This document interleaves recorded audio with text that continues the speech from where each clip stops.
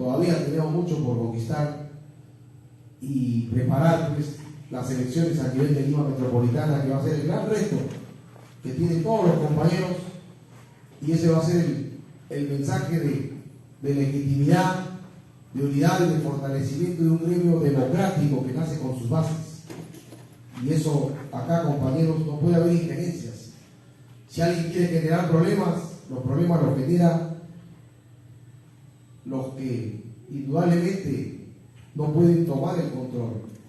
Pero si hay problemas, los problemas los resuelven ustedes, como militantes, como afiliados, como sindicalistas, como maestros de base, con sus dirigentes.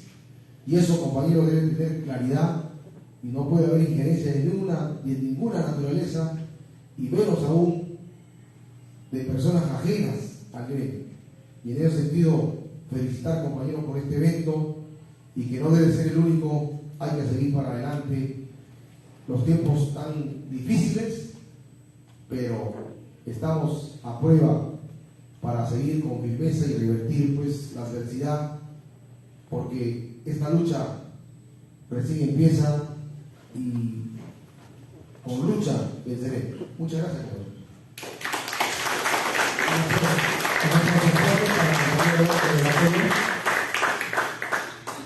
Desde aquí saludamos al compañero por su consecuencia, por su lealtad. Lo conocemos todos, maestros, de ese trabajo que viene realizando desde el espacio en el cual en este momento se encuentra, desde el legislativo.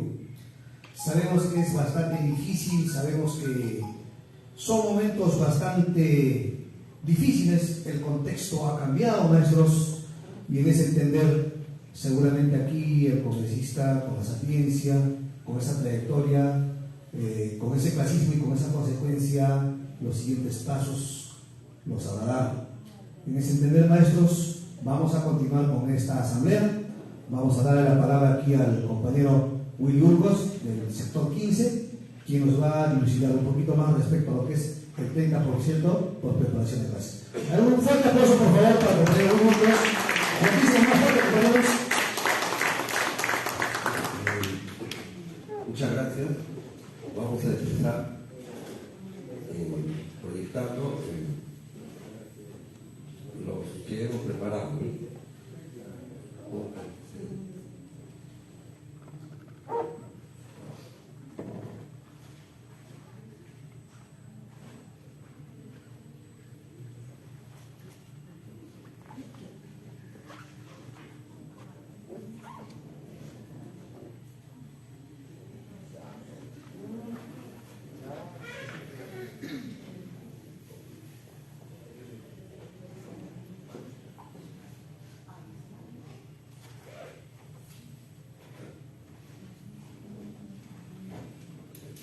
Bien, sin antes, un preámbulo, este trabajo que hemos realizado en el sector 15, lo hemos analizado con un grupo de abogados, que es de nuestro sector, es el Departamento Legal de CITE 15 San Juan del Brigancho.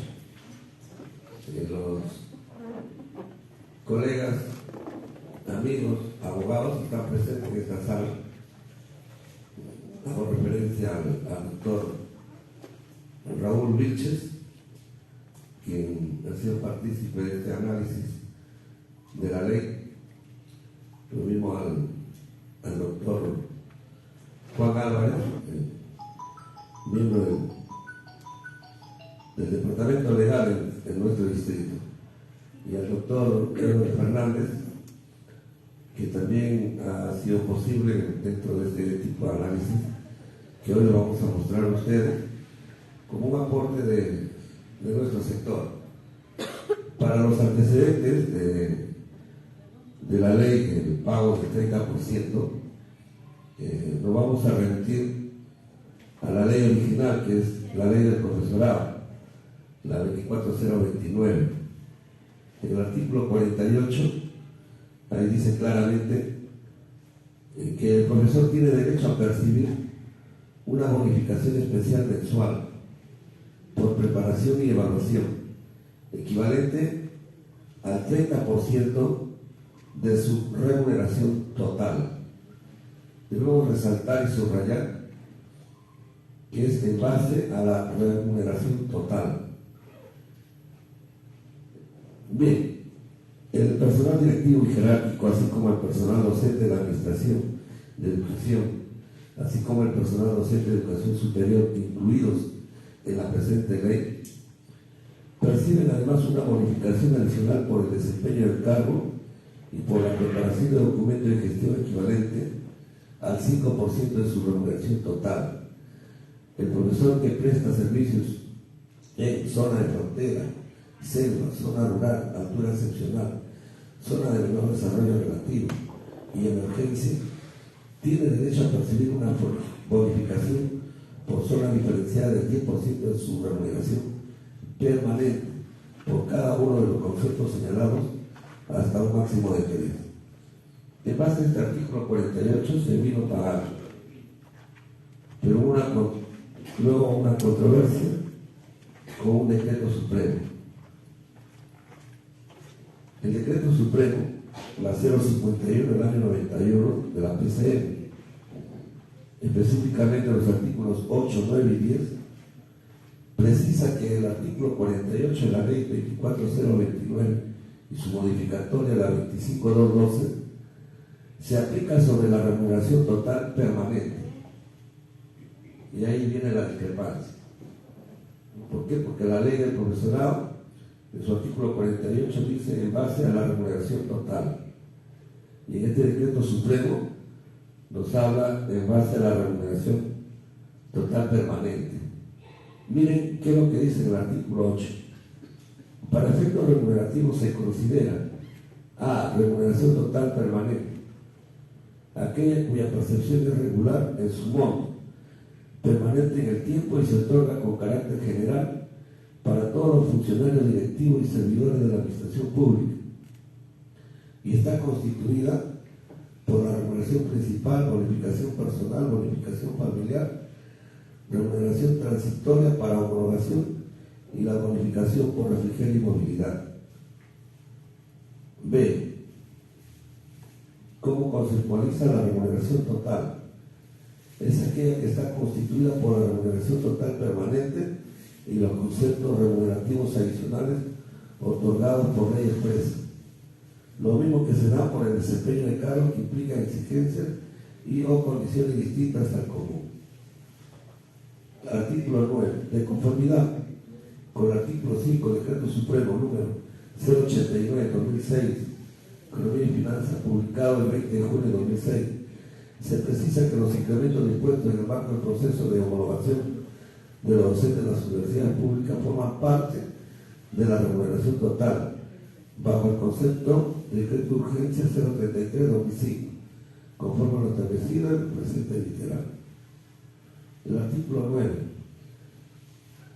dice: las bonificaciones, beneficios y demás conceptos remunerativos que perciban los funcionarios directivos y servidores otorgados en base al sueldo, remuneración o ingreso total serán calculados en función a la remuneración total permanente, con excepción de los casos siguientes: A, por compensación de tiempo de servicio, la bonificación diferencial, y C, la bonificación personal y beneficio vacacional.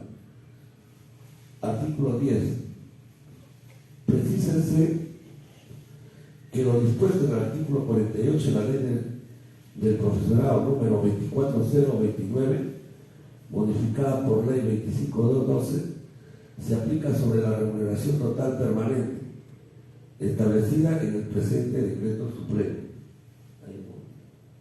Miren, aquí ya hay una discrepancia, ¿no? Ya el artículo original, la ley original, la 24029, nos habla en base a la remuneración total. Pero el decreto supremo, la 051, especifica los criterios remunerativos y precisa que se debe dar en base a la remuneración total permanente. Esto es importante señalarlo porque en la ley 31495 Este decreto supremo, la 051, con sus artículos 8, 9 y 10, han sido derogados. Y eso es lo que debemos nosotros precisar. Hay antecedentes también de pago de la ley del 30%, y lo vamos a ver. ¿Puedo continuar? Mira, leyes sobre el pago del 30% de preparación de clases con sentencia judicial. Todas han sido con sentencia judicial. Es así que tenemos la ley número 30-137 de fecha 27 de diciembre de 2013. Ley que establece criterios de priorización para la atención del pago de sentencias judiciales. En esta ley los pagos son con sentencias judiciales hasta un monto máximo de los 50.000 soles. Bien, ahí están las disposiciones donde señala que el pago debe ser no mayor de 50.000 soles. La siguiente ley que se aprobó fue la 3841, de fecha 19 de agosto del 2018. Esta ley, el que modifica el artículo 2 de la ley 30137, ley que establece criterios de priorización para la atención del pago de sentencias judiciales, estableciendo la priorización del pago de deudas laborales, previsionales y por violación de derechos humanos a los acreedores adultos mayores de 65 años de edad y a los acreedores con enfermedad en fase avanzada y o terminal. En esta ley se establecen criterios de priorización para el pago del 30% con sentencia judicial. La tercera es un decreto supremo, el 004 del 2022, de fecha 31 de enero del 2022, que es ya próximo de este año. Un decreto supremo que aprueba los criterios de priorización para atención del pago de sentencias judiciales en calidad de cosa juzgada y en ejecución del sector de educación. Este decreto supremo señala pues claramente montos, y esos montos son de 30.000, 10.000, 6.000 y 4.000 soles. Hasta ahí son los antecedentes del pago del 30% con sentencia judicial. Colegas, pero es a raíz de la lucha legal lo que justamente el bloque magisterial hace eco y plasma el sentir del magisterio y se crea en la ley número 31495. Era una exigencia de la gloriosa huelga del 2017, donde los maestros estaban cansados por llevar su caso judicialmente. Y es aquí donde ya se exige el pago sin sentencia judicial. En esta ley, el Estado, en este caso el gobierno, reconoce el derecho y dispone el pago de la bonificación especial por preparación de clases y evaluación, bonificación adicional por desempeño de cargo y por preparación de documentos de gestión, sin la exigencia de sentencia judicial y menos en calidad de cosa juzgada. Esto debemos resaltar porque estamos hablando de la ley histórica,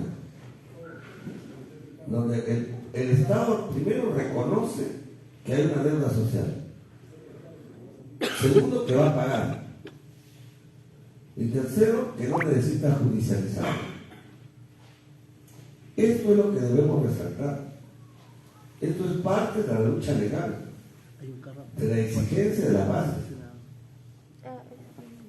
Bien, en su artículo 1, esta ley tiene 6 artículos, lo vamos a plasmar. Miren, en su artículo 1 está el objeto de la ley.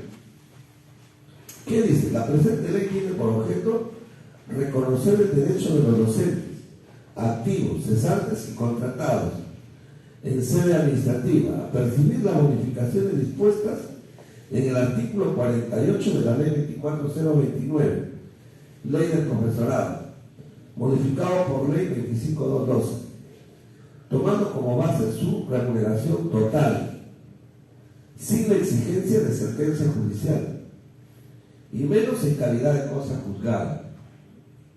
Resaltamos este artículo 1 porque habla en base a la remuneración total. Artículo 2. Sobre el pago de bonificación. Los docentes activos, cesantes y contratados, beneficiarios de las bonificaciones dispuestas en el artículo 48 de la ley 24029, ley del profesorado modificado por ley 25212, reciben el pago de dicho beneficio en base a su remuneración total. La remuneración total es aquella que está constituida por la remuneración total permanente y los conceptos remunerativos adicionales otorgados por ley expresa. Lo mismo que se da por el desempeño de cargo que implican exigencias y o condiciones distintas al común. Artículo 3. Periodo de aplicación. La presente ley será de aplicación a los docentes activos, cesantes y contratados, beneficiarios de las bonificaciones dispuestas en el artículo 48 de la ley 24029, ley del profesorado modificado por la ley 25212, solo respecto al periodo en que estuvo vigente dicho artículo. Es decir, desde el 21 de mayo de 1990 hasta el 25 de noviembre del 2012. Artículo 4. Sobre los procesos judiciales en trámite. En los procesos judiciales en trámite iniciados por los docentes, activos, cesantes y contratados, cuya pretensión se basa en el reconocimiento de bonificaciones, tomando como base su remuneración total, dispuestas en el artículo 48 de la ley 24029, ley del profesorado, modificado por la ley 25212, la administración, en cumplimiento de la presente ley, se allana la pretensión en el extremo referido a tomar como base la remuneración total para el cálculo de la bonificación bajo responsabilidad. Los procesos judiciales en trámite señalados en el primer párrafo del presente artículo no son impedimentos para el cumplimiento de lo dispuesto en el artículo 2 de la presente ley. Artículo 5. Del reconocimiento del derecho y responsabilidad funcional. El Ministerio de Educación, los gobiernos regionales, las direcciones y gerencias regionales y las unidades de gestión educativa, o los que hagan sus veces, emitirán los actos administrativos correspondientes, reconociendo el derecho a percibir las bonificaciones dispuestas en el artículo 48 de la ley 24029, ley del profesorado modificado por la ley 25212, a favor de los docentes beneficiarios en base a su remuneración total. Los funcionarios y servidores públicos a cargo de la ejecución de lo dispuesto en la presente ley incurrirán en falta administrativa en caso de incumplimiento de sus funciones, ello sin perjuicio de las responsabilidades civiles y penales que corresponden. Artículo 6. Creación del fondo. Créase el fondo denominado Fondo de Bonificación Magisterial, de carácter intangible, orientado al pago de las deudas por concepto de lo establecido en el artículo 48 de la ley 24029, ley del profesorado, modificado por la ley 25212, para efecto de lo antes dispuesto. La Dirección Nacional del Tesoro Público asignará el monto que determine al citado fondo.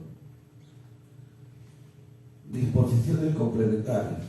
Primera, reglamentación. El Poder Ejecutivo reglamenta la presente ley en el término de 60 días, contados a partir de su publicación en el Diario Oficial del Peruano. Segunda, financiamiento. La presente ley no erogará gastos al Tesoro Público. debiendo financiarse con cargo al presupuesto del sector de educación. Disposiciones complementarias derogatorias y modificatorias. Primera, dejar sin efecto. Déjase sin efecto los artículos 8, 9 y 10 del Decreto Supremo 051-91 PCM, que precisa que lo dispuesto en el artículo 48 de la Ley 24029, Ley del Profesorado, modificado por la Ley 25.212, se aplica sobre la remuneración total permanente. Segunda, derogatoria. Derógase toda norma que se oponga a la presente ley. Colegas,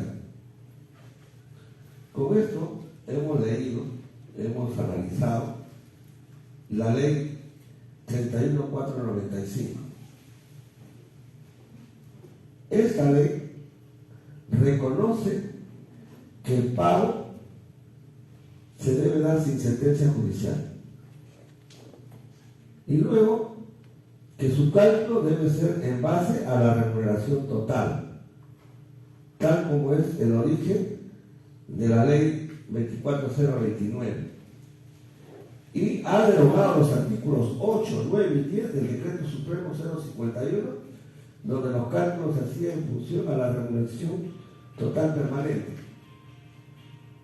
Esto debemos precisar porque cuando se reglamente, y aquí hacemos una exigencia como maestros y como sindicalistas, que el ministro de Educación en su reglamentación debe precisar que el cálculo se da en función a la remuneración total. El Ministerio de Educación tiene que emitir una resolución de todos los trabajadores. ¿Cuánto es el monto a cobrar? Sobre eso, los colegas que están en trámite judicial tendrán señalado ya su monto fijo. Y eso va a ser una gran ventaja para que el maestro cobre lo que corresponde legalmente. Si se incurre en falta, esta ley precisa que hay sanción administrativa, civil, incluso penal. Y eso tenemos que ser vigilantes. Hoy la exigencia es mayor. Esta ley, que no necesita judicializarlo, justamente ha sido parte de la lucha legal. Esta lucha legal está dando resultados. Son parte de la conquista del magisterio, a raíz de la gloriosa huelga del 2017. Hoy, gracias al bloque magisterial, se están logrando reivindicaciones para el maestro, tanto nombrado como contratado. Lima tiene un representante, y en eso sí tenemos que resaltar. La decisión de Lima Metropolitana fue por el maestro y hoy congresista Edgar Tello, y en eso tenemos que ser firmes, de recalcar pues la presencia de ese trabajo. Y también saludamos al bloque magisterial por haber logrado, mira, en 16 meses varios aspectos positivos para el magisterio. Sé que los maestros queremos mucho más, pero también sabemos que lo vamos a lograr. La lucha es dura, no es fácil. En ese periodo de 5 años sé que pueden haber muchas grandes victorias. Y en eso tenemos que estar nosotros activos, ¿no? Porque cuando iniciamos este proceso, nosotros dijimos 3 formas de lucha. Uno debe ser la lucha política, y había que empezar a abrir esa lucha política. Y el pueblo empezó a abrir la lucha política. Hoy es más claro ya. El pueblo ya ve cómo actúa la prensa, cómo actúa la fiscalía, cómo actúan los poderes del Estado cuando se van en contra de sus intereses. Esa es la lucha política. Pero hay que seguir desarrollando cada vez más. Y la segunda es la lucha legal. En la lucha legal hubiésemos querido tener un congresista por región. hubiésemos tenido 26, pero llegamos a tener 13. Son 13 congresistas maestros, que fue una decisión, y hoy lo tenemos en el Congreso. Ellos tienen que ir lidiando, persuadiendo para conquistar leyes, y en ese camino creo que se encuentran los compañeros del bloque magisterial. Y la otra lucha es la lucha directa de masas, es la lucha nuestra, que debe ser la calle, para poder conquistar esos derechos. Y esto solamente se puede hacer con organización, más organización, hasta crear poder popular. Podemos decir, palabra de maestro, en la medida en que se está cumpliendo algunos derechos laborales. Colegas, hemos querido ser expresivos de nuestro sector en este tipo de análisis de la ley, para así llegar a todas las bases de Lima Metropolitana y en especial a CITER Lima, y contribuir en este proceso de consolidación. Y tenemos la seguridad que se va a plasmar el pago del 30%. El presupuesto general de la República ha sido aprobado como nunca antes. En educación hay un 19%, ya lo dijeron, hay prioridad de remuneraciones. Entonces se crea el fondo de bonificación magisterial y esperemos pues la reglamentación, pero que sea ya esa reglamentación, porque es una exigencia de la base. Muchas gracias, compañeros, por haber compartido con ustedes.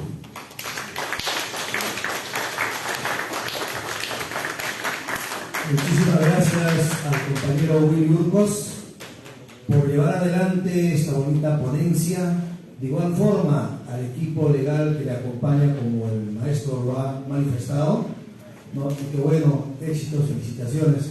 Maestros, como lo ha dicho, ¿no?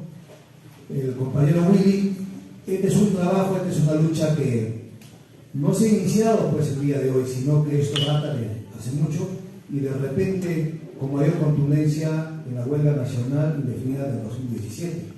Seguimos bregando, seguimos en ese trabajo.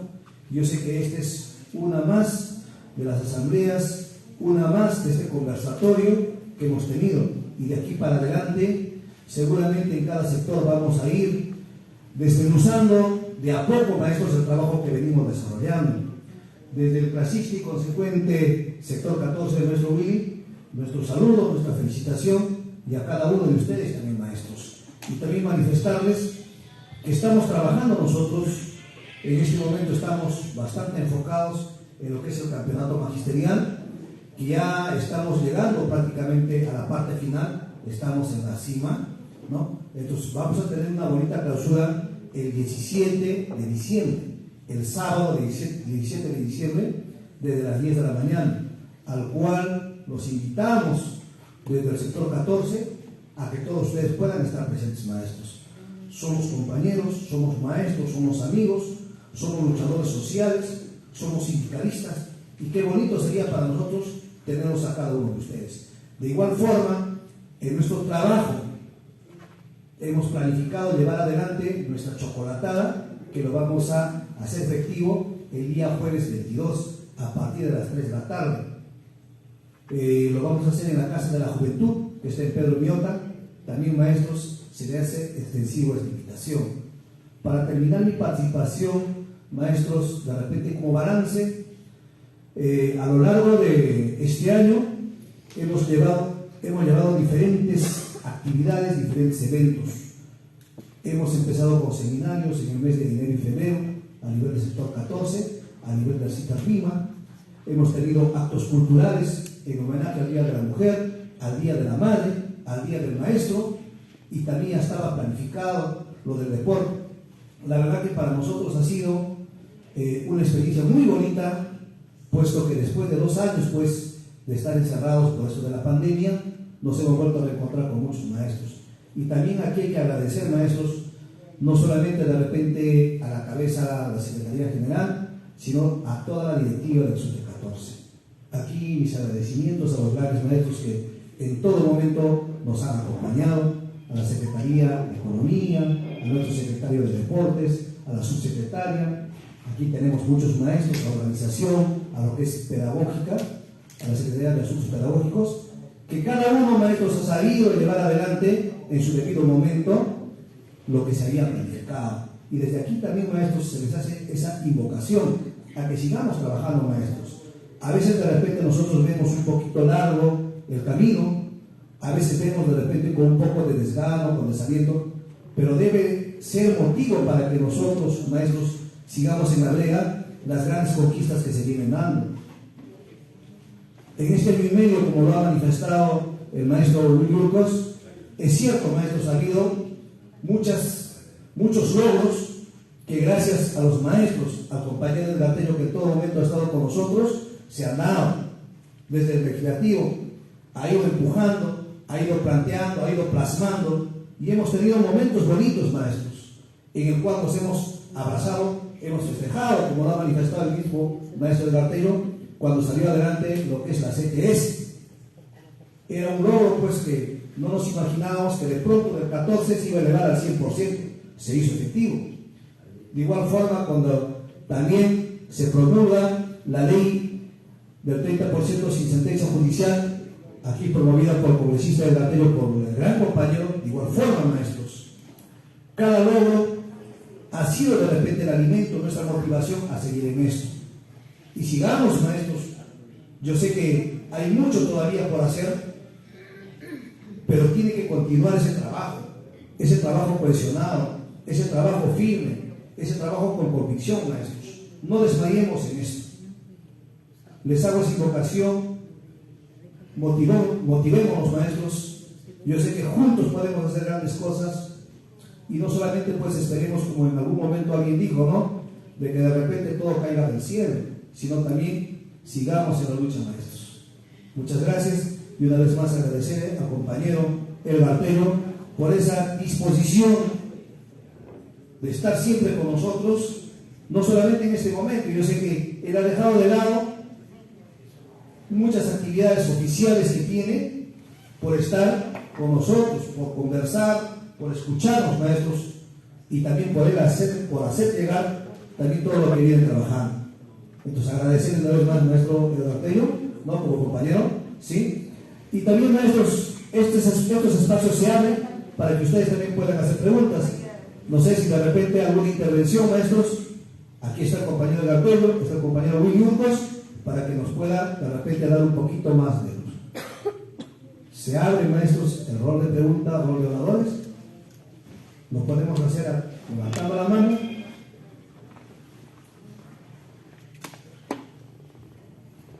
A ver, maestros. ¿Algún aporte de repente ustedes tengan, maestros, también? Bienvenido.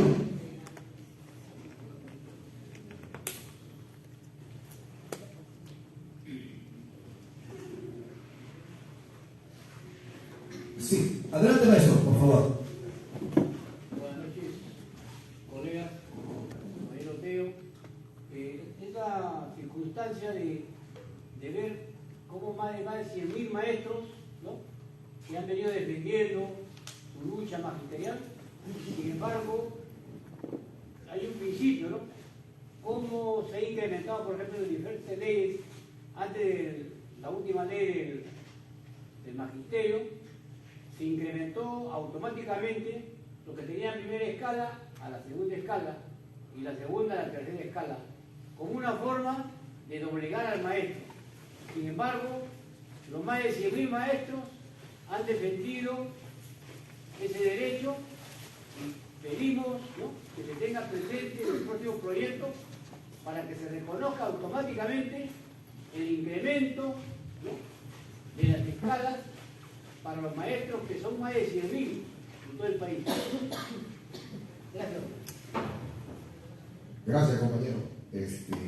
Hay que trabajar proyectos de ley, iniciativas justamente de aquellos derechos que han sido conculcados, han sido postergados y que hoy, con el tiempo, no se está tomando en cuenta, ¿no? Entonces creo que hay necesidad de tomar en cuenta y ver el trabajo de la derogatoria de la ley de reforma magisterial.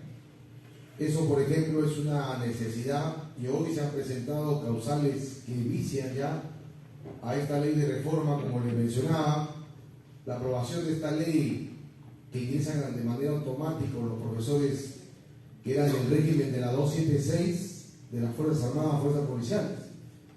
Entonces, aquí debe darse ello, ¿no?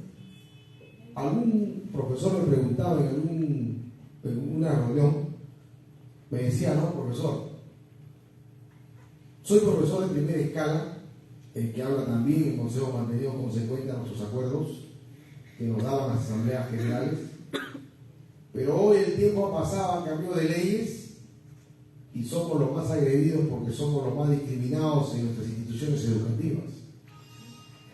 Y decir a esos maestros que no se sientan mal, por el contrario, hay que reconocer esa resistencia de ese grueso de maestros que se ha mantenido en la primera escala, haciendo una resistencia consecuente a los acuerdos de la Asamblea Nacional con los compañeros de las regiones. Porque gracias a esa resistencia, a esa consecuencia, compañeros, gracias a esos maestros de la primera escala, hoy todavía tenemos la oportunidad de estar reunidos aquí. Si no hubiésemos resistido, compañeros, a la implementación de estas reformas, no hubiésemos hecho fracasar esta tentación del despido. Quisieron tentarnos por la cuestión de la remuneración con la ley 29062 cuando se promulgó en el año 2007, y si eso se hubiese dado y la gente se hubiese pasado de manera masiva, ténganlo por seguro que comenzaba la evaluación de acuerdo a esa proyección.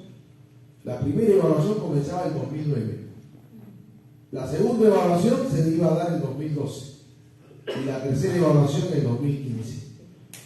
¿Cuántos maestros ya hubiesen salido del magisterio?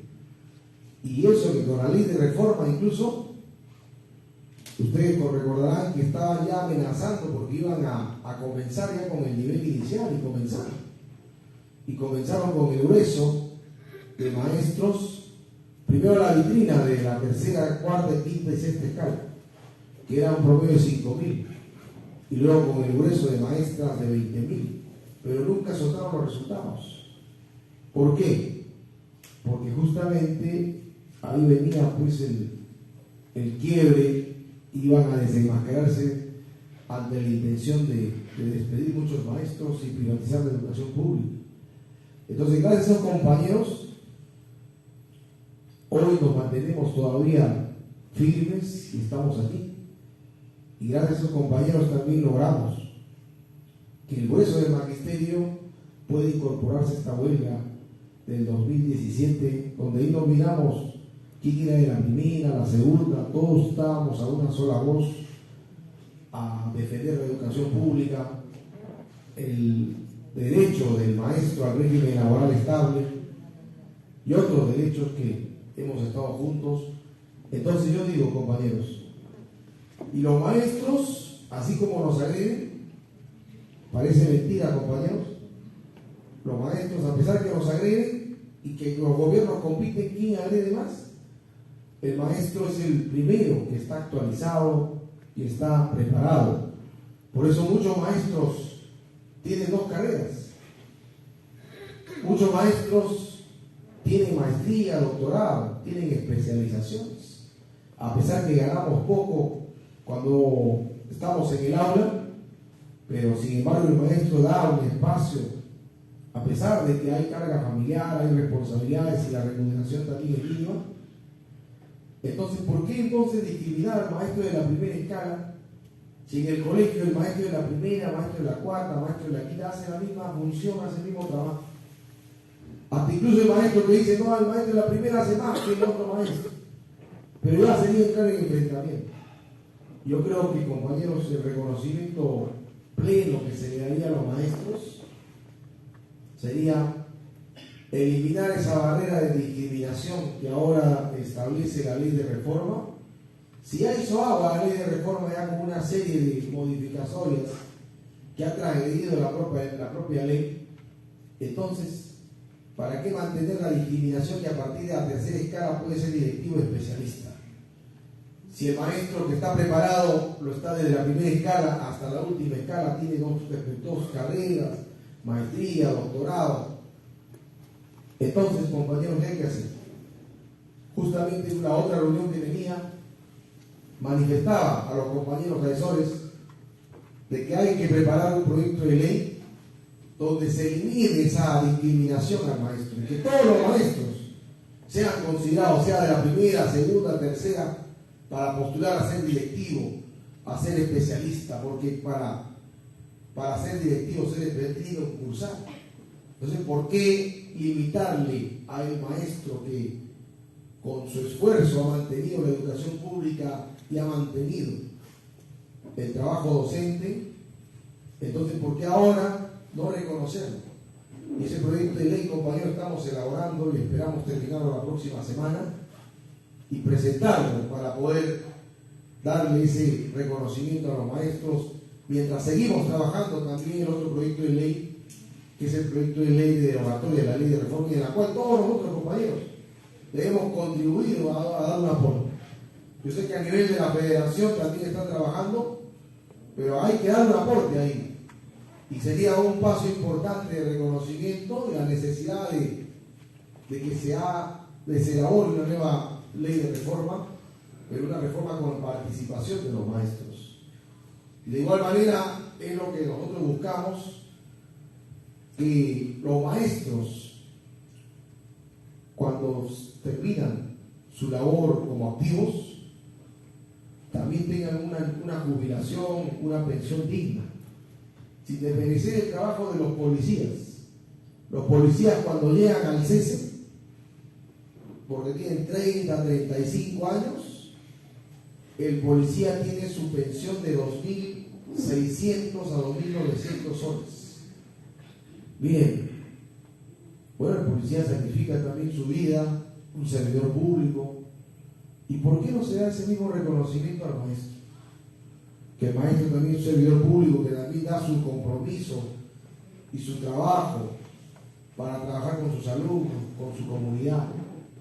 Entonces, ¿cómo va a ser posible de que después de 30, 35 años el maestro le dé una pensión ínfima de 415, 850 o 1.000 soles? ¿Quién vive con 1.000 soles?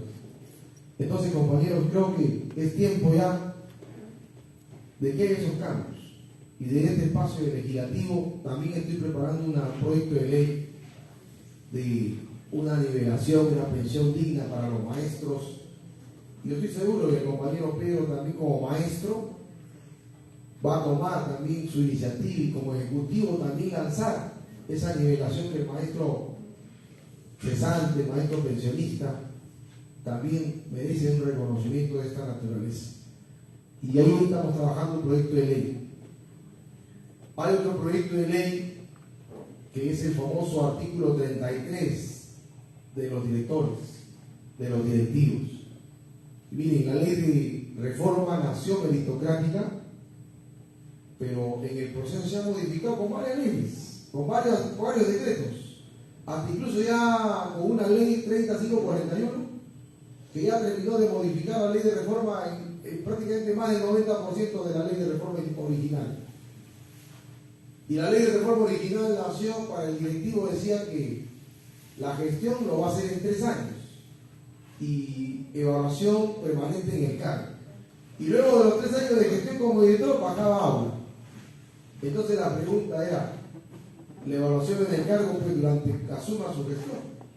Y cuando modifican la ley con la 3541, le amplían un año más, 4. Y le amplían una gestión más. O sea, ese directivo podría estar hasta 2 gestiones, evaluación en el cargo, y luego de las 2 gestiones vuelve a aula. Y ahí, compañeros, creo yo, de que hablando con directivos, manifestaban por qué tenemos que volver a aula, por lo menos que nos dejen la oportunidad de volver a concursar. Entonces, al ver otro proyecto de ley de la señora Flor Pablo y otros congresistas que le planteaban ampliar la gestión a los que ya estaban en función, yo considero de que se estaría aplicando una discriminación si se hace de ampliar. Yo considero de que todos los maestros desean ser considerados para postular también. Entonces, los maestros que no han sido directivos pero desean postular, que concursen a la convocatoria de vinilo. Y los directivos que tienen 2 gestiones y bajan ahora, en vez de que bajen ahora, que también con el proyecto de ley se les da la oportunidad de que postulen. Y todos postulen al concurso público. Y ahí en la evaluación que determine. Pero nadie sea discriminado ni excluido. Ni tampoco hacer una evaluación solamente por un sector y ya después de la evaluación te digo quién es el resto. Creo que no sería justo y ese es mi planteamiento que he elaborado en el proyecto de ley, que luego en un dictamen un poco lo distorsionaron y hice una aclaración a los maestros. Y algunos se incomodaron, pero creo que cuando se promueve un proyecto de ley no es para un sector, sino para todo el grueso de maestros, que como le decía, hay maestros de primera a sexta escala que tienen maestría, doctorado, 2 carreras. Entonces, ¿por qué limitarlos? Es un proyecto de ley. Y el otro proyecto de ley que también he presentado es de que se incorporen los cursos de filosofía, lógica, y eso hay una convocatoria nacional que el ministro convoque para elaborar un nuevo currículo nacional. Y ese currículo nacional debe tener los siguientes postulados: transformar el sistema educativo tradicional. La educación no puede estar al margen del contexto social. El docente es un agente de cambio. Incentivar el cuestionamiento de lo impartido. Ser aplicada de forma ética y política. Fomentar en el alumnado interrogarse sobre las acciones sociales. Potenciar métodos de enseñanza desde una postura analítica problematizadora. Transformar los valores y las prácticas educativas. Propiciar cambios y transformaciones sociales cuestionando los procesos políticos y sociales. Y desde ahí continuamos nosotros trabajando para que la educación pueda ponerse al servicio de nuestros jóvenes estudiantes sin discriminación y eliminando las brechas de desigualdad que cada día crecen más. Y en ese sentido, compañeros, yo los felicito por seguir firmes en la lucha, y este evento no debe ser solamente ahora, sino que hay que analizar ahora sobre el plan de estudios que han salido, que merece también otra evaluación amplia. Sí, compañero, adelante. Adelante, maestra Ana Lima.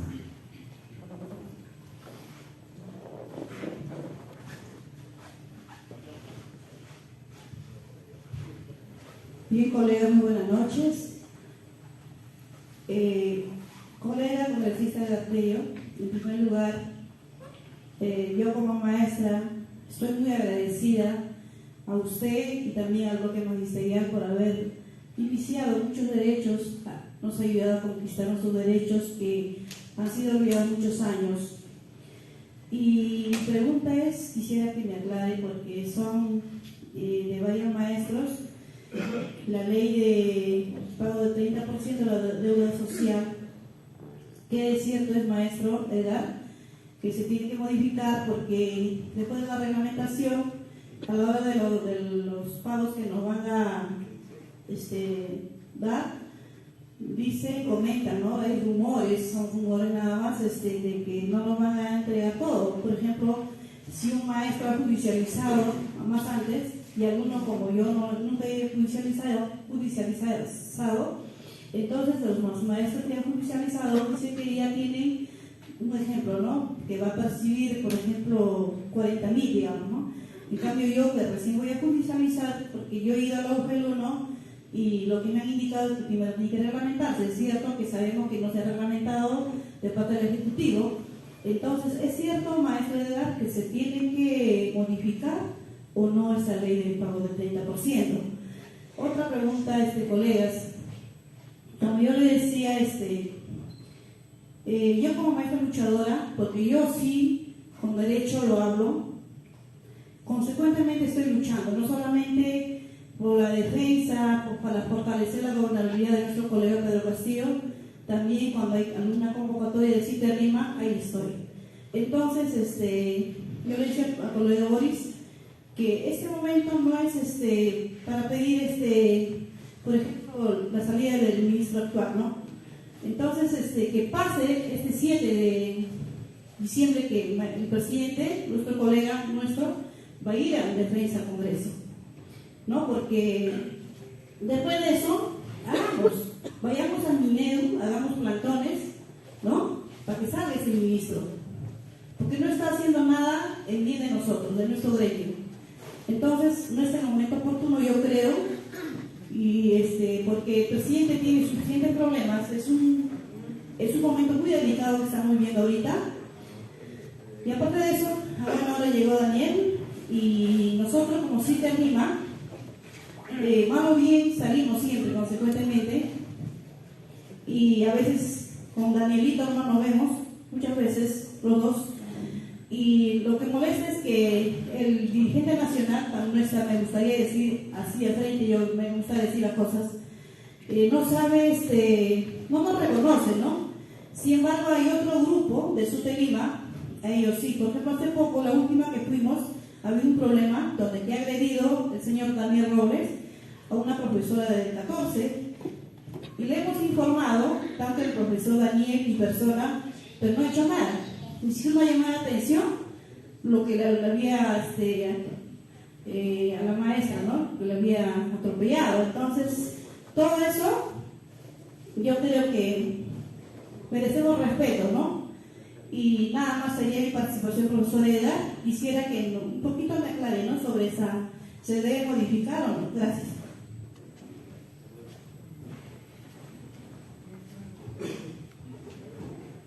Buenas noches con todos, los profesores, maestros en actividad o maestras, y mi felicitación al señor colega profesor que ha llegado al Parlamento Nacional, y también a la mesa, mis felicitaciones. Creo el tiempo nos queda chico. No tenemos mayor amplitud para emplearlo con mayor firmeza. Yo soy profesor cesante de 96. Acá muchos colegas son de repente profesores en actividad. Hay muchas ventajas para trabajar, ¿no? Con los padres de familia. Cuando hay reuniones, cuando hay tutorías, me recuerdo mucho, se trabajaba, se participaba, esos criterios, ¿no? De la igualdad, un poquito de política. Debemos tener esa chispa de política. Le felicito a nuestro congresista, profesor, maestro Edgar Tello. Seguir esa lucha frontal en el Congreso. Ahora debemos estar al tanto de este 7 de diciembre. Es un día álgido. De repente, estos señores ya no nos respetan, menos al pueblo. Hay una dictadura parlamentaria de los grupos golpistas que no cree en el pueblo. El pueblo eligió soberanamente al profesor Pedro Castillo. Eso se respeta. Pero estos señores no respetan ni siquiera cuando tendió al diálogo nuestro presidente. Al no respetar, y tampoco no respeta a la OEA, entonces, ¿en qué quedamos? La única apertura es de que el profesorado se irradie, ¿no? Mediante los padres de familia, en el pueblo en su conjunto. Al menos yo lo leo esto desde afuera. Lo sigo a los diferentes parlamentarios. No activamente, sino mediante redes sociales. También es un trabajito. Entonces, yo veo muy peculiar ese día, que debe ser un día de lucha, combate, el 7 de diciembre. Esperamos que el pueblo salga, esperamos la conciencia del pueblo. Aquí prácticamente este grupúsculo de la derecha o ultraderecha, pero para esto la Constitución nos cierra a todos. Con esta Constitución estamos explotados, sobreexplotados. No se puede trabajar más. Pero poco a poco eso se logra. Parece que se adelantó mucho el colega Cerrón. Ni bien asumió el poder nuestro presidente, comenzó ya con más cosas. Eso no se hace. En la política se avanza poco a poco. ¿No? Poquito a poquito. Entonces, ese es el problema. Los errores se dan, pero se corrigen. Entonces, señor colega, profesor Edgar Tello, conjuntamente con los otros colegas del grupo magisterial, no sé que se le dio el 5 de Perú Libre, que han votado inclusive contra para el dictamen. Eso hay que convencerlo. Una forma de trabajar de forma justa. Entonces acá tenemos que ser muy, hay que prevenirse de todas formas. Entonces, a todos presentes, que son muy pocos, desafortunadamente parece que el horario debe ser un poco más temprano, ¿verdad? Entonces, en ese sentido podemos intercambiar ampliamente nuestras ideas. Entonces, deseo a todos los presentes que tengamos esa conciencia, la apertura hacia el cambio de o cierre del Congreso. Si no se cierra, esto nunca van a entender, que jamás van a entender que los 5 militares están en la vanguardia, tomar el poder, y eso no podemos consentir. El pueblo en su conjunto puede hacerlo, pero lastimosamente el pueblo no está preparado. No lo hemos preparado. Ahora yo me pregunto, ¿qué pasó con los restos de los compañeros de Cajamarca? ¿No? Esos compañeros, digamos, están a un lado. No se activan. Ya me refiero a los compañeros, ¿no? Bueno, en ese sentido, le agradezco mucho por la ley. Ojalá que esto siga cristalizándose más y más. Muchas gracias.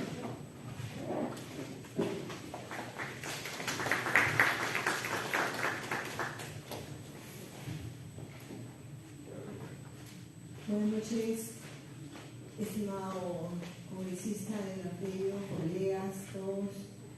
La que les habla, profesora Ana Maday, de la Institución Educativa Oficial de Julio Centello, del sector 15. Profesor Edgar, de manera muy puntual, para hacerle llegar también a la mesa el reconocimiento por esta reunión, ¿no? Es cierto, ¿no? Nos reafirmamos en la posición que usted nos acaba de compartir, en el sentido de que ha sido años, décadas de lucha, de vernos en cada huelga, ¿no? Sobre todo en la del 2017, en la cual hasta los estudiantes salieron con nosotros.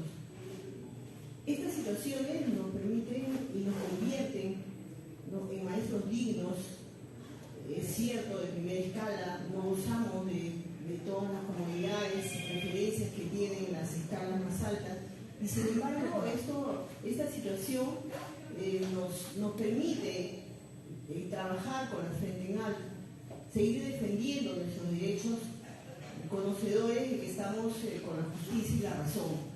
En mi institución educativa son una de las pocas, contadas con una mano, creo que la única en Lima, que hizo retroceder el GEC. Nosotros con resolución, ya listos para caminar como institución educativa GEC, hicimos retroceder. 6 meses duró nuestra lucha. Cada día que nos enviaban documentos y nos amenazaban, contestábamos cada documento con 2 o 3. No descansábamos hasta que hicimos retroceder y revertimos el documento. Esto, maestro Arterio, para plantear lo siguiente. Vemos que la situación de Lima es una situación que va cayendo en depresión, sobre todo en este último año, cuando, por ejemplo, en este evento deberían estar los maestros acompañándonos. Sentimos entre los maestros de Lima un desconcierto que va creciendo en el sentido, por ejemplo, de la discriminación abierta que se ha dado en el adelanto del pago del 30%. Hemos visto en los primeros meses de este año que se ha socializado, se han publicado listas de maestros de provincias a los cuales ya se les ha cumplido con algún adelanto. Y en esas listas aparecen maestros de todas las regiones. En las semanas siguientes a esas listas plantearon que Lima estaba por salir en una segunda relación. Estamos en diciembre, entramos al 2023 y esa relación no se ha cristalizado. Los maestros, en su sentir, comentan: esas leyes se van a aplicar solo para provincias y los congresistas no van a hacer nada por nosotros. La pregunta concreta, profesor congresista, es si a través de su despacho hay algún documento en el cual se plantee, tal y como se viene sucediendo, la discriminación que se ha dado a los maestros de Lima con respecto a este adelanto, ¿no? Tenemos un bloque magisterial, tenemos la confianza de Lima depositada en su persona y seguimos pendientes de esa confianza. Sabemos que usted no nos deja de lado, que nos tiene presente. Entonces, sería bueno, profesor Arterio, saber si es que hay algún documento donde se plantee en esos términos precisos, ¿no? La situación de discriminación que se viene dando en cuanto al pago efectivo, el 30% en cuanto al adelanto que se ha dado, ¿no? Esa es mi pregunta, si existe ese documento y si existe, debería socializarse. Y si no, los maestros le hacemos llegar ese pedido a su despacho en especial, ¿no? Esa sería mi intervención. Gracias.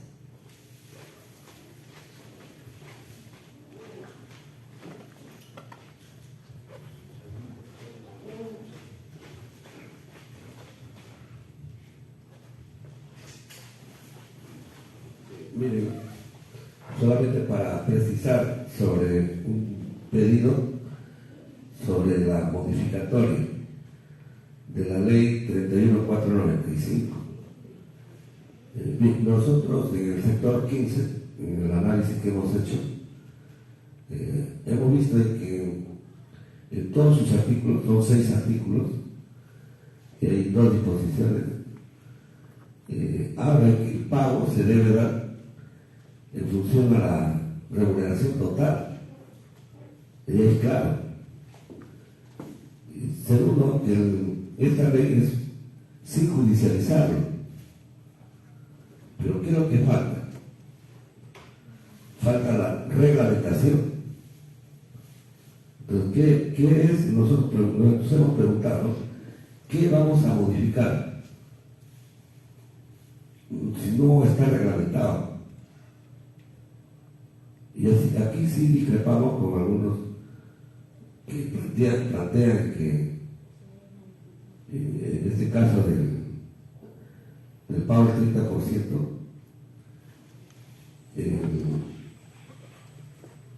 sobre la modificatoria, ¿no? Se dice que en algunas salas de juzgado están aplicando la ley 31495, pero hasta el momento no lo hemos visto. Particularmente hemos buscado, no lo hay. Hay pronunciamientos, pero no, ningún juez resuelve en función a dicha ley. Entonces, lo que sí nosotros hemos visto es esperar la reglamentación. Y en base a la reglamentación vamos a precisar acciones a seguir. Lo que sí debemos exigir que el Ministerio de Educación precise en todo caso en la reglamentación, ¿no? Y se reafirme a la vez que el cálculo debe ser en base a la remuneración total, y con eso definimos, porque el Ministerio de Educación tiene que emitir, antes de hacer el pago, tiene que emitir una resolución de cada uno de los trabajadores, el monto que va a recibir, y sobre esa base haremos nuestro punto de vista. No estoy de acuerdo o estoy de acuerdo. ¿Por qué? Porque vamos a hacer nosotros vamos a hacer nuestro cálculo. El 30% del año 1990 hasta el 2012, ¿cuánto estaba en esa época el sueldo? Y hacemos nuestro cálculo. Lo mismo hicieron con el sector administrativo. Sobre el decreto de urgencia del 037, cada trabajador tuvo su propia resolución. Se le pagó, inclusive se le pagó intereses también. Entonces, por eso que nosotros consideramos que falta la reglamentación. Y sí, aquí sí hay que ser fuerte. La reglamentación que reafirma, pues, cómo debe ser el cálculo. Eso es lo que ha sido nuestra posición en el sector 15. Hacemos el extensivo de esta opinión a ustedes a la base de Liga Metropolitana. El otro punto sobre el pago, ¿por qué se ha llevado a cabo en provincias y en las regiones? Sencillamente, pues, todos han sido judicializados. Ningún pago ha sido sin judicializar. Pero esta ley, la 31495, ahora sí lo indica, sin judicialización. Y en ese camino estamos. Bien, ese es en cuanto a lo que podría intervenir. Y recalcar que algunas salas de juzgado no están cumpliendo lo que debe indicar, ¿no? Porque me parece que los procuradores del Ministerio de Educación han empezado, pues, a rebajar, pero hay otras salas que sí hacen los cálculos completos. Y nada más, compañero, gracias. Compañero, sobre la pregunta que ha hecho la compañera, cuando hay demandas judicializadas, han estado entregando porcentajes que antes no se calculaban en montos claros. A raíz de la huelga se estableció 200 millones, triunfo de la huelga de los maestros en 2017, y ahora, cuando ya el presidente, el compañero Pedro Castillo, dio su discurso en Palacio el 18 de julio, anunció el incremento de 1.000 millones para el pago de la deuda del 30% judicializada. Hoy para este presupuesto, indudablemente también hay un monto aprobado que debe distribuirse a nivel nacional y a nivel de Lima proporcionalmente. No sabemos la relación, porque esa relación siempre ha sido un misterio. Entonces, antes hemos venido luchando y a nivel de Lima siempre nos hemos acercado a las UGELs nos decían: la relación de los maestros beneficiarios del 30% judicializado y los no, lo tiene el ministerio, lo tiene la ley. Cuando íbamos al ministerio, no, lo tiene la ley.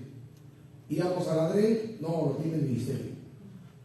Y nos íbamos a la Comisión de Economía del Congreso, nos decían: ¿cómo quieren que asignen presupuestos si no nos dicen cuál es el monto que requieren para cancelar esa deuda?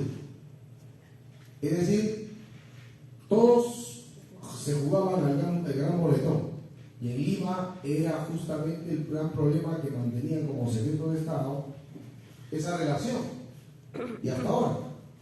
Y luego fuimos a Economía decía: si no hay una precisión de cuánto es el monto que requieren y quiénes son los beneficiarios, ¿cómo sabemos nosotros cuánto presupuesto asignar si no sabemos ni la cantidad ni quiénes serán los beneficiarios? ¿Y quién tiene que elaborar eso? El empleador, que es la mujer, la ley, el ministerio. Y cuando fuimos ya en la huelga del 2017, encaramos y el ministerio tiene que entregar. Ahora que hay un maestro del presidente, que hay un ministro que responde al compromiso del magisterio, debe entregar esa relación nominal de todos los maestros que le corresponde judicialmente y administrativamente son beneficiarios. Porque si ya se entregó 1.000 millones y proporcionalmente han distribuido a nivel nacional, voy a poner un ejemplo: si en Lima son 200 los beneficiarios, por decir así, y proporcionalmente le corresponde a 70 maestros, ¿no? Entonces, este año, que ya está aprobado el presupuesto, corresponderá a partir del 71, pero quiero saber cuál es la relación, porque hasta ahora no se da esa relación. Entonces, mi despacho ha solicitado al Ministerio de Educación que me faciliten esa relación nominal de beneficiarios, tanto judicial, que es el presupuesto que se ha asignado, y tanto también del nominal administrativo, que serán los beneficiarios con la reglamentación de la ley 31495, para que de esta manera nosotros, los maestros, podamos llevar el control de si se está respetando o no, porque ha habido malos manejos que aparecían, procesos de maestros que recién hacían y aparecían como beneficiarios. Y Lima ha sido la región más perjudicada porque no ha sido la más atendida. Las regiones han sacado sus relaciones de beneficiarios y han estado entregando por partes a los maestros su pago. Entonces, en Lima hay que recordar que tiene el mayor número de maestros a nivel nacional, el 30%, y ha sido la región que más agresión ha recibido al no pagarles a la buena cantidad de maestros que hay. Entonces, estamos solicitándolo. Vamos a reiterar ese pedido de la relación nominal de beneficiarios, tanto de judicial como también de administrativo, y ya en ese sentido podamos tener ya un control también nosotros al respecto, ¿no? Entonces, de esta manera, compañeros, aclaramos ese tema y le dejo con la palabra al compañero Daniel Cerrón para que pueda expresarse a ustedes y cerrar el evento. Sí, compañeros, pidiendo la disculpa del caso, no faltan siempre los contratiempos, compañero Egartello, compañero Wilurco, compañero Bori León, compañeros presentes que siempre nos encontramos en el camino de la lucha. Normalmente, ya creo que han explicado acerca del 30%, las CTS y en diferentes oportunidades se habla de este tema. Lo que sucede es que a veces no coincidimos todos en una sola asamblea como para poder discutir el tema a mayor profundidad. Hoy se ha hecho esa conversación. Por otro lado, con respecto al sindicato, compañeros, estamos impulsando la convocatoria a elecciones en todos los sectores donde todavía falta realizar el proceso electoral para elegir mediante el voto democrático de los maestros a nuestros dirigentes. Esto como base regional de la FENATE Perú, el CITER Lima. Ahora, debemos tener claro de que en el panorama sindical, que es el que me corresponde dirigir por ser el secretario general actual, estamos haciendo este trabajo de organización del sindicato porque existen dos sindicatos a nivel nacional: el SUTEP, que dirige Patria Roja, y la FENATE Perú, que lo dirige el compañero Moisés Chipana, dirigente regional de Puno, que actualmente es el secretario general que ha reemplazado al profesor Pedro Castillo en la FENATE Perú. La Federación Nacional de Trabajadores en Educación, FENATE Perú. Y la FENATE Perú a nivel nacional tiene sus bases regionales, o sea, en cada región hay un sindicato regional que lo conforma la FENATE Perú. Eso quiere decir que, por ejemplo, en Loreto hay CITER Loreto, en Piura hay SUTEBA, si no me acuerdo mal, Piura, en Tacna hay otros CITER, si no me acuerdo mal, o FENATE Tacna, no recuerdo exactamente, pero todas las regiones poco a poco están cambiando su nombre de SUTE a CITE o SUTER, SUTUM, o RICAM, o sea, todos están comenzando a tomar una diferenciación porque de esa manera pueden obtener su registro de organizaciones sindicales de servidores públicos en el Ministerio de Trabajo, el ROS. Y con esto, ¿qué se está haciendo en la práctica? Se le está rompiendo al SUTEP de Patria Roja el monopolio de la representación sindical. Porque hay que recordar que el SUTEP siempre se ufanó, o por lo menos los dirigentes del SUTEP siempre se han ufanado de ser ellos los únicos representantes legales del sindicato, de los maestros. Pero a raíz de la aparición de la FENATE y a raíz de que los maestros lucharon en la huelga del 2017, abandonaron el SUTEP, lo dejaron como un sindicato cascarón, y del vientre del SUTEP surgió la FENATE Perú, una nueva organización que ha nacido, pero del SUTEP, porque los mismos maestros que estuvieron en el SUTEP ahora están en la FENATE Perú. Y los mismos maestros que están en la FENATE Perú están construyendo los CITER o los sindicatos regionales. Y eso se está desarrollando de manera paulatina, sostenida. Y eso se está haciendo también en Lima. Ahora, por ejemplo, va a haber elecciones en el sector 13 y se ha conformado un comité electoral. Dentro de poco también se va a conformar un comité electoral en el sector 18, Lurín. Y posiblemente también se pueda hacer en el sector 11, ¿no? 12, en el sector 12 también, donde los compañeros, luego de unas previas actividades, también están impulsando su comité electoral. Hace poquito, la semana pasada, el día sábado, sí que el sábado, viernes o sábado, no recuerdo, en el 9º sector, que corresponde a Santa Clara, o han estado lo que es Vitarte, Santa Anita, La Molina, también se ha impulsado la conformación de un comité electoral para que haya elecciones. ¿Qué quiere decir eso? Que se está construyendo el sindicato de abajo hacia arriba, cumpliendo en la práctica los principios del sindicalismo clasista. ¿No? O sea, no es un asunto de decir yo soy sindicalista, yo soy clasista, que los principios no. Patria Roja también dice que es clasista, pero le podemos creer por la práctica que ha tenido durante 30 años si es clasista o no. Patria Roja, el Partido Comunista del Perú, Patria Roja, que dirige el SUTEP, dice que es un partido comunista. A estas alturas, después de haber vivido y visto toda su práctica que ha tenido durante los últimos 30, 40 años, ¿le podemos creer que es un partido comunista? Se autodenominan comunistas, se autodenominan sindicalistas, pero lo son realmente. Cuando despidieron a más de 15.000 maestros, gobiernos neoliberales, con el cuento de que son interinos. Y luego que los despidieron, los volvieron a contratar. Pero el asunto era quitar la estabilidad laboral. ¿Acaso alguien de ese sindicato viejo, cascarón, SUTEP, se rasgó las vestiduras, hizo huelga de hambre, o se encadenaron en la puerta de Palacio o en el Congreso? Nada. Simplemente miraron de costado. ¿Quiénes reclamaron? Los maestros clasistas que en ese momento se estaban organizando a través del CONARE. Una organización al interior del sindicato que luchó, y finalmente todas las luchas han derivado hacia una nueva organización, que es la FENATE Perú. Y acá se cumple ese principio que en algunos textos que han escrito muchos luchadores sociales, que dicen que de lo viejo surge lo nuevo, y que la partera de lo viejo a lo nuevo es la violencia. ¿Y cómo identificamos ese proceso? ¿De dónde sale el profesor de que ha habido violencia? Claro, en el 2017 hubo una huelga demasiado fuerte, de tal manera que el Estado viejo se dio cuenta que su sindicato favorito, el SUTEP, había perdido el control de las bases y entonces reprimió con fuerza.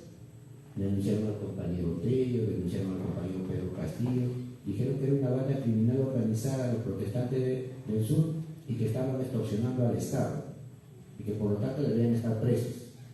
Y ahí se apareció esa fiscalía que hoy aparece en 24 horas abriendo procesos a cualquiera que sea su enemigo de los neoliberales. En ese entonces la fiscalía también en 24 horas abría procesos. Igual, y no solo atentaron contra los dirigentes, sino que atentaron contra los mismos maestros de aula, algo que no había sucedido por muchos años antes. En 2021 tuvo una época de violencia porque en 2017, 2018, también una segunda huelga, y los procesos administrativos se abrieron por miles a lo largo y ancho del país. Descontaron, sancionaron, destituyeron, detuvieron, golpearon, toda una violencia. Como consecuencia de esa violencia surge la FENATE Perú. Y ahí están, los fenómenos sociales están descritos. Más allá de que yo lo diga o lo pueda decir otro, si utilizamos la misma herramienta teórica que es el materialismo histórico y el materialismo dialéctico, nos vamos a dar cuenta de que vamos a llegar a las mismas conclusiones. Y claro que en medio de esa lucha, en medio de ese caminar de lo viejo a lo nuevo, han habido pleitos internos, pues contradicciones internas donde hay compañeros que nos han acusado de traidores, divisionistas, están destruyendo nuestro sindicato glorioso fundado en el Cusco, pero la verdad es que ese sindicato no lo íbamos a poder recuperar porque ya esa organización delincuencial SUTEP o Patria Roja ya lo había tomado por asalto y no lo podíamos quitar. Estaba tan legalizado en contubernio con las autoridades neoliberales que por muchos años se intentó rehabilitar y reconstituir el sindicato y no se logró. ¿Cómo se reorientó el sindicato? A partir de 2021, cuando las bases decidieron abandonar ese sindicato y construir algo nuevo, que no se sabía todavía cómo iba a ser. Hubo un rebasamiento. Entonces, a partir de ese momento las bases se reorientaron. Ya atrás del SUTEP, un sindicato anquilosado que negocia bajo la mesa sus derechos y que no defiende la escuela pública, sino se fueron a construir algo nuevo para defender de manera seria y reorientar sus luchas. Y eso es lo que está sucediendo ahora. Producto de esa reorientación de las luchas es que se ha conseguido que tengamos una bancada con maestros clasistas que me caigan o no me caigan bien. Esa bancada magisterial que tenemos actualmente y que ha surgido en este corto periodo es el que ha luchado con los proyectos de ley y los ha impulsado para que nos paguen nuestras sentencias al 100%. Esa bancada es la que ha luchado para que salga este decreto, esta ley 31.495, para que nos paguen a todos nuestros 30% sin judicializar, con juicio o sin juicio, que era un clamor de muchos años de lucha. Y esta misma bancada está luchando para que le paguen, para que se apruebe un presupuesto junto con el gobierno, para que se apruebe un presupuesto para pagar los bonos, no solamente ya para los maestros, porque de manera solidaria se ha reclamado también por los auxiliares y por los trabajadores administrativos. Aunque ellos no hayan hecho paro, no hayan hecho huelga, no hayan hecho nada, pero a pesar de eso se piensan en ellos también, porque son compañeros de labores. Entonces, esa práctica define quién es clasista y quién no lo es. Más allá de que alguien se autotitule, se llame a sí mismo clasista o que llena la boca hablando de principios sindicalistas. Y lo cierto es que tenemos que definirnos. ¿Vamos a estar todavía atrás del SUTEP Patria Roja o vamos a venir junto con la FENATE Perú y sus bases regionales como el CITER Lima? Ya aquí tenemos que comenzar a definirnos. Y es un mensaje que tenemos que darle a todos los dirigentes de Lima Metropolitana. Ya no podemos estar titubeando o pensando otra vez. Utilicen las herramientas teóricas que nos da la historia. Yo le puedo caer mal a mucha gente, pero lo que estoy diciendo no tiene que ver con que si me caigo bien o me caigo mal a alguien. Sino se trata de analizar la historia con herramientas teóricas que están comprobadas, funcionan. Y seguro que en el camino alguien me tirará un codazo, alguien pondrá su banderola adelante porque se cree vivo, alguien me insultará por las redes, dirá que soy corrupto y tal. Son cositas pequeñas, pero no vamos a reducir el proceso histórico de lucha a cosas menores como esas. Varias veces en términos personales a mí me han golpeado otros compañeros. Y yo no les he respondido porque yo no voy a llegar al nivel que estos compañeros me quieren llevar. Porque a la falta de argumento vienen los golpes. A la falta de argumento científico teórico vienen los insultos. Porque a ese nivel nos quieren llevar. Y nosotros queremos más bien que el nivel sea de otra altura, de otro tamaño, en otra dirección, con otras características. Que sea un sindicato clasista realmente preparado. Una columna vertebral de dirigentes que realmente defiendan los derechos de los maestros, nombrados, contratados y todos aquellos que trabajan alrededor y defiendan los derechos del pueblo, especialmente el de la escuela pública. Se ha detenido con este proceso, con esta lucha que ha emprendido la FENATE Perú, junto con sus bases, se ha detenido la privatización de la educación. De eso no se habla. ¿Quién lo está logrando? Esa nueva dirigencia, ese nuevo sindicato de la FENATE Perú. Su base en Lima, el CITER Lima. ¿Y por qué yo puedo afirmar eso? Porque mucha gente no se ha enterado que había la resolución ministerial 326 que emitió el señor Vizcarra en 2020, el 14 de agosto. Y esa resolución autorizó a las empresas, o sea, recepcionar, o sea, administrar la infraestructura de las escuelas que ya habían sido seleccionadas. Ya eso era lo que se necesitaba, ¿no? Entrego a las escuelas, las empresas no pagan nada, no invierten ni un solo, o sea, están expropiando las escuelas del pueblo al sector privado, en beneficio del sector privado. O sea, otra vez, así como se posesionaron de los recursos naturales, ahora de las escuelas. Y no solo eso, sino que por otro costado, paralelo a esa tarea de entregar las escuelas, estaba que todos ustedes ya estaban pasando por un proceso de evaluación de desempeño laboral, que iba camino al despido, porque todo aquel que no aprueba ese desempeño simplemente está despedido. O sea, despedimos y entregamos las escuelas. En eso consistía la privatización.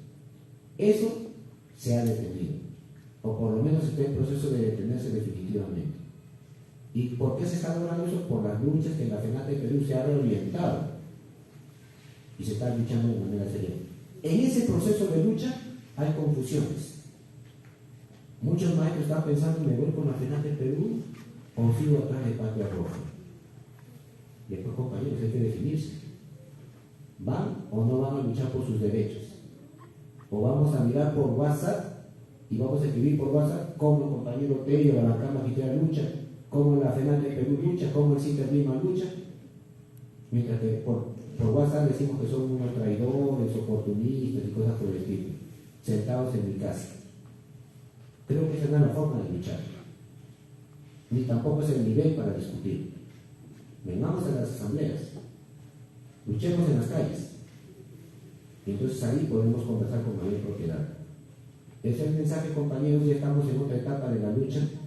Hay un proceso nuevo que nos enfrentamos con el neoliberalismo. El neoliberalismo está logrando algunos objetivos: atizar las contradicciones, aumentando la lucha de clases. Alguien se puede asustar cuando yo digo lucha de clases, pero ¿acaso no existen ricos y no existen pobres? ¿O es que los que viven en Vía María, en San Juan de Lurigancho, son ricos? Los que viven en Puente Piedra, en Alcón y en Arenales son ricos. Ricos existen, pobres también, y recontra pobres un montón de gente. Pero ¿de dónde ha salido todo eso? De un gobierno neoliberal que más de 30 años ha gobernado bajo una constitución que impuso el delincuente dictador Fujimori. Y como consecuencia de eso, pierden las elecciones. Porque el pueblo le gana las elecciones, tenían su plata, tenían sus canales de televisión, tenían contratados sus periodistas, sus opinólogos, sus economistas, y todos los paneles y todo lo que quisieran tener con plata, pero que no pudieron comprar la conciencia del pueblo. Y el pueblo votó y ganó las elecciones a la burguesía. Pedro Castillo presidente. ¿Qué está sucediendo ahora? Estos señores no quieren reconocer que les hemos ganado las elecciones. Y comienzan a sus representantes de los ricos, ahora marchan.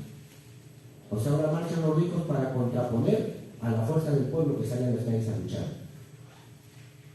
Eso es lo que está pasando. ¿Y eso no es lucha de clases?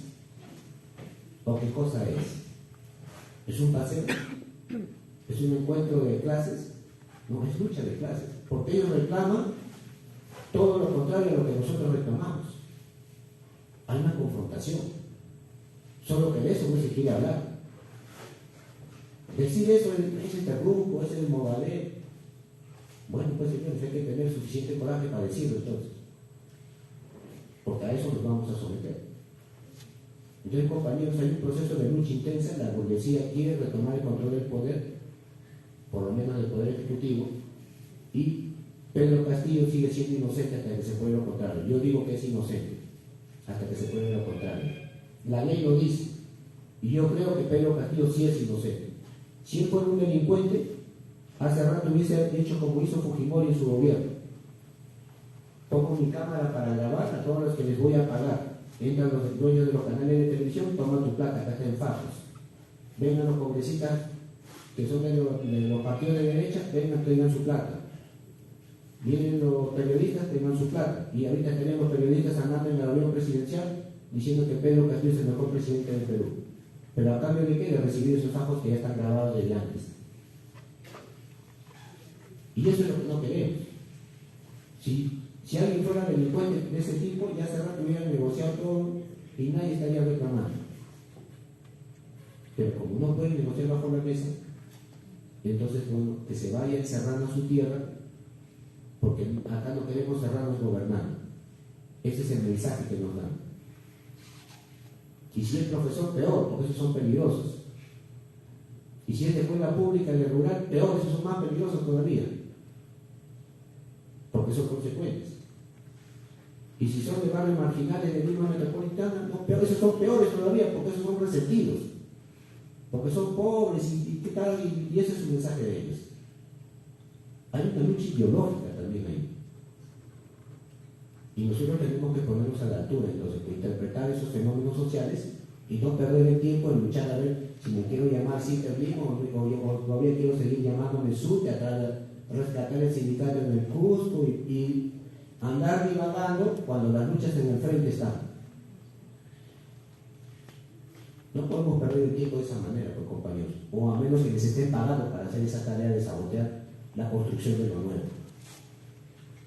Yo voy a ser generoso con estos compañeros, voy a decir que estos están confundidos ideológicamente, que se han perdido un poco de brújula y que dentro de poco se van a orientar definitivamente hacia donde el pueblo está luchando. Y se van a sumar, vamos a entrar a las elecciones y elegiremos nuestros dirigentes, como debe de ser. Bajo el CITER Lima, base de la FENAT de Perú, junto al pueblo que sigue luchando. Y nos pondremos al servicio de todo corazón, compañeros. Yo termino con eso, como siempre, compañeros, con nuestro lema de unidad, que es diferente al lema de unidad de Patria Roja. Patria Roja dice unidad para luchar, unidad para vencer. Nosotros decimos desde el corazón del pueblo, no somos uno, no somos dos, ahora somos todos, todo el pueblo a una sola voz. Y compartimos nuestro lema con el pueblo, porque somos del pueblo, porque vivimos en el pueblo, porque vivimos en el mismo barrio del pueblo, tomamos los mismos cargos, vamos al mismo mercado, nuestros hijos van a la misma escuela. Por lo tanto, somos del pueblo y hemos ganado las elecciones y se tiene que respetar nuestro voto. Entonces, compañeros, muchas gracias por estar presentes y ojalá que este pequeño espacio se repita en otros momentos, en otros sectores, para que se vaya discutiendo este tema y se vaya esclareciendo, compañeros. Gracias, compañeros, y disculpen también la demora.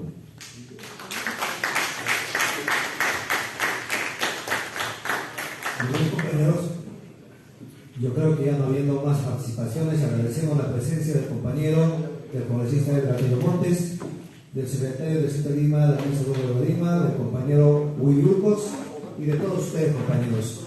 Agradecerles, sí, a ver, compañera Vilma, ahí tiene un... Colegas, solamente para irnos ya, como dijo el profesor Daniel, nosotros tenemos que seguir luchando para que nuestros derechos conquistados se hagan efecto, porque y con ese preámbulo, el 7, tenemos que salir a apoyar a nuestro colega presidente, porque si lo vacan, todos nuestros derechos se van al tacho. Y volverá la derecha, en bandeja regresará a gobernar otros 200 años más. Nada más, colegas, entonces el 7 apoyamos a nuestro presidente. Muchas gracias.